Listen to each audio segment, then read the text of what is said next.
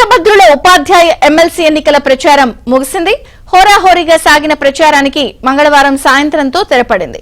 ఎన్నికల నోటిఫికేషన్ వచ్చినప్పటి నుంచి సభలు, సమావేశాలు, ఆత్మీయ సమ్మేళనాలతో అభ్యర్థులు ఓటర్లను ఆకట్టుకునే పనిలో నిమగ్నమయ్యారు. మండలాలు, నియోజకవర్గాల వారీగా, వృత్తుల వారీగా సమావేశాలు నిర్వహించి పట్టభద్రులు, ఉపాధ్యాయ ఓటర్లను ప్రసన్నం చేసుకునేందుకు ప్రయత్నించారు.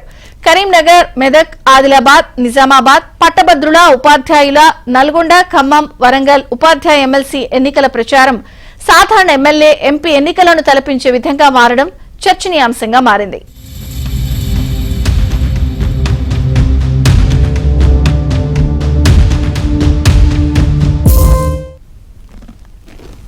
కాంగ్రెస్ పార్టీ పట్టభద్రుల ఎమ్మెల్సీ అభ్యర్థి వి నరేందర్ రెడ్డిని గెలిపించాలని కోరుతూ సీఎం రేవంత్ రెడ్డితో పాటు టీపీసీసీ అధ్యక్షుడు మహేష్ కుమార్ గౌడ్, మంత్రులు, ఎమ్మెల్సీలు, వివిధ కార్పొరేషన్ల చైర్మన్లు ప్రచారం నిర్వహించారు.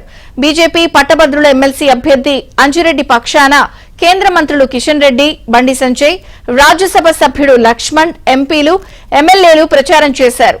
బీఎస్పీ తరపున ప్రసన్న హరికృష్ణ బరిలో ఉన్నారు. ప్రచారం ముగియడంతో అభ్యర్థులు ఓటర్లను ప్రలోభపెట్టే పనులు ప్రారంభించారు.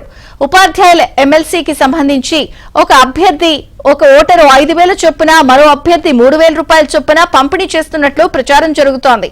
ఉమ్మడి కరీంనగర్ జిల్లా పరిధిలో కూడా పంపిణీ ఇప్పటికే పూర్తయిందని సమాచారం.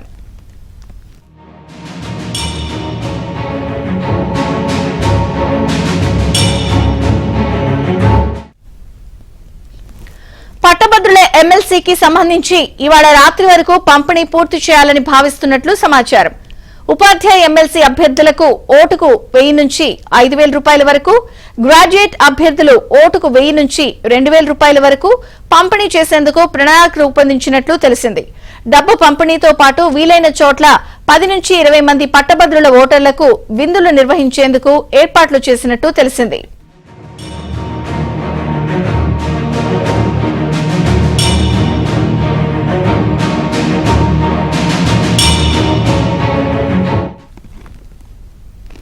ఇక నల్గొండ, ఖమ్మం, వరంగల్ ఉపాధ్యాయ ఎమ్మెల్సీ నియోజకవర్గంలో ఓట్ల కోసం ప్రలోభాలు షురు అయ్యాయి.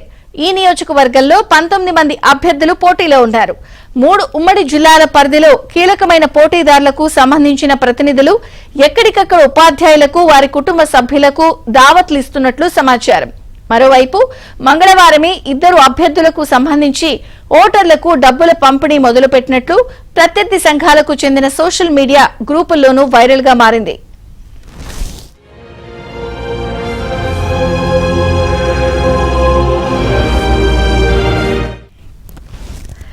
ఇక ఒక ప్రధాన అభ్యర్థి తరపున ప్రతినిధులు దావత్లతో పాటు కవర్లలో ఓటుకు 2,000 రూపాయల చొప్పున అందిస్తున్నారని తెలిసింది.